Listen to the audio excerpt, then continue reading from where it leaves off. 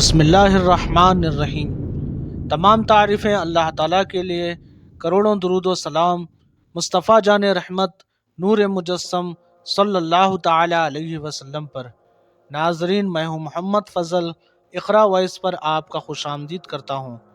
یہ حضرت حزقیل علیہ السلام کی قوم کا ایک بڑا ہی عبرت خیز اور انتہائی نصیحت آموز واقعہ ہے، جس کو خداوند قدس نے قرآن مجید کی سورہ بقرہ میں بیان فرمایا ہے۔ تفسیر الساوی میں درج ہے، حضرت حزقیل علیہ السلام یہ حضرت موسیٰ علیہ السلام کے تیسرے خلیفہ ہیں جو منصب نبوت پر سرفراز کیے گئے۔ حضرت موسیٰ علیہ السلام کی وفات اقدس کے بعد آپ کے خلیفہ اول حضرت یوشع بن نون علیہ السلام ہوئے، جن کو اللہ تعالیٰ نے نبوت عطا فرمائی۔ ان کے بعد حضرت کالب بن یوحنا علیہ السلام حضرت موسیٰ علیہ السلام کی خلافت سے سرفراز ہو کر مرتبہ نبوت پر فائز ہوئے۔ پھر ان کے بعد حضرت حزقیل علیہ السلام حضرت موسیٰ علیہ السلام کے جانشین اور نبی ہوئے۔ حضرت حزقیل علیہ السلام کا لقب ابن العجوز یعنی بڑھیا کے بیٹے ہے، اور آپ ذوالکفل بھی کہلاتے ہیں۔ ابن العجوز کہلانے کی وجہ یہ ہے کہ یہ اس وقت پیدا ہوئے تھے جب ان کی والدہ ماجدہ بہت بوڑھی ہو چکی تھی، اور آپ کا لقب ذوالکفل اس لیے ہوا کہ آپ نے اپنی کفالت میں لے کر 70 انبیاء کرام کو قتل سے بچا لیا تھا، جن کے قتل پر یہودی قوم آمادہ ہو گئی تھی۔ پھر یہ خود بھی خدا کے فضل و کرم سے یہودیوں کی تلوار سے بچ گئے اور برسوں زندہ رہ کر ہدایت فرماتے رہے۔ تفسیر روح البیان میں یہ واقعہ کچھ اس طرح درج ہے کہ بنی اسرائیل کی ایک جماعت جو حضرت حزقیل علیہ السلام کے شہر میں رہتی تھی، شہر میں طاعون کی وبا پھیل جانے سے ان لوگوں پر موت کا خوف سوار ہو گیا، اور یہ لوگ موت کے ڈر سے سب کے سب شہر چھوڑ کر ایک جنگل میں بھاگ گئے اور وہیں رہنے لگے۔ اللہ تعالیٰ کو ان لوگوں کی یہ حرکت بہت زیادہ ناپسند ہوئی، تو اللہ تعالیٰ نے ایک عذاب کے فرشتہ کو اس جنگل میں بھیج دیا، جس نے ایک پہاڑ کی آڑ میں چھپ کر بلند آواز سے چیخ کر یہ کہہ دیا کہ تم سب مر جاؤ۔ اور اس مہیب اور بھیانک چیخ کو سن کر بغیر کسی بیماری کے بالکل اچانک یہ سب کے سب مر گئے، جن کی تعداد 70,000 تھی۔ ان مردوں کی تعداد اتنی تھی کہ لوگ ان کے کفن و دفن کا کوئی انتظام نہیں کر سکے، اور ان مردوں کی لاشیں ایک کھلے میدان میں بے گور و کفن 8 دن تک پڑی پڑی سڑنے لگی، اور بے انتہا تعفن اور بدبو سے پورے جنگل بلکہ اس کے اطراف میں بدبو پھیل گئی۔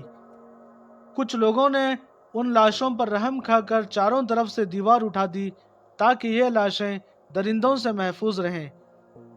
کچھ دنوں کے بعد حضرت حزقیل علیہ السلام کا اس جنگل میں ان لاشوں کے پاس سے گزر ہوا، تو اپنی قوم کے 70,000 انسانوں کی اس موت ناگہانی اور بے گور و کفن لاشوں کی فراوانی دیکھ کر رنج و غم سے ان کا دل بھر گیا۔ آپ دیدہ ہو گئے اور باری تعالیٰ کے دربار میں دکھ بھرے دل سے گڑ گڑا کر دعا مانگنے لگے، یا اللہ، یہ میری قوم کے افراد تھے جو اپنی نادانی سے یہ غلطی کر بیٹھے کہ موت کے ڈر سے شہر چھوڑ کر جنگل میں آ گئے۔ یہ سب میرے شہر کے باشندے ہیں، ان لوگوں سے مجھے انس تھا اور یہ لوگ میرے دکھ سکھ کے شریک تھے۔ افسوس کہ میری قوم ہلاک ہو گئی اور میں بالکل اکیلا رہ گیا۔ اے میرے رب، یہ وہ قوم تھی جو تیری حمد کرتی تھی اور تیری توحید کا اعلان کرتی تھی اور تیری کبریائی کا خطبہ پڑھتی تھی۔ آپ بڑے سوز دل کے ساتھ دعا میں مشغول تھے کہ اچانک آپ پر یہ وحی آئی کہ اے حزقیل علیہ السلام، آپ ان بکھری ہوئی ہڈیوں سے فرما دیجئے کہ اے ہڈیوں، بے شک اللہ تعالیٰ تم کو حکم فرماتا ہے کہ تم اکٹھا ہو جاؤ۔ یہ سن کر بکھری ہوئی ہڈیوں میں حرکت پیدا ہوئی اور ہر آدمی کی ہڈیاں جمع ہو کر ہڈیوں کے ڈھانچے بن گئے۔ پھر یہ وحی آئی کہ اے حزقیل علیہ السلام، آپ فرما دیجئے کہ اے ہڈیوں، تم کو اللہ کا یہ حکم ہے کہ تم گوشت پہن لو۔ یہ کلام سنتے ہی فوراً ہڈیوں کے ڈھانچوں پر گوشت چڑھ گیا۔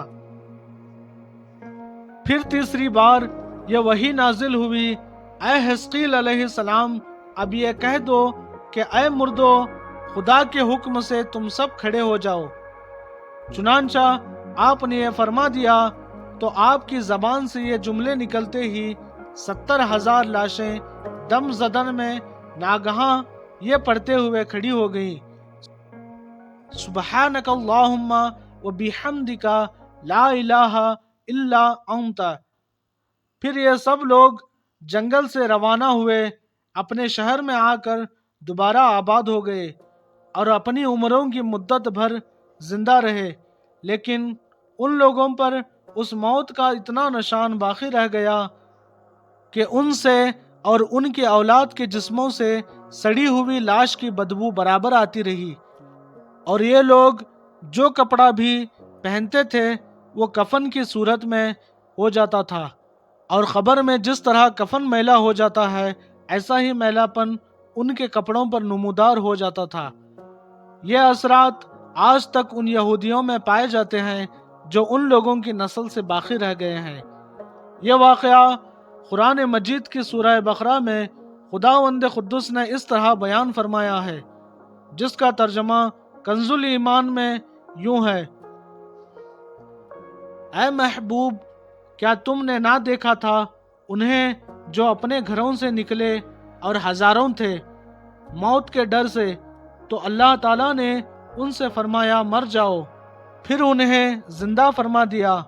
بے شک اللہ تعالیٰ لوگوں پر فضل کرنے والا ہے، مگر اکثر لوگ ناشکرے ہیں۔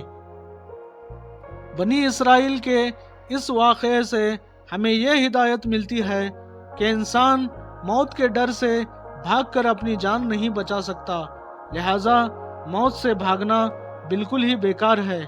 اللہ تعالیٰ نے جو موت مقرر فرما دی ہے وہ اپنے وقت پر ضرور آئے گی۔ بندوں کو لازم ہے کہ رضا الہی پر راضی رہ کر صابر و شاکر رہیں۔ انشاءاللہ پھر ملاقات ہوگی اور ایک واقعے کے ساتھ۔ تب تک کے لیے اللہ حافظ۔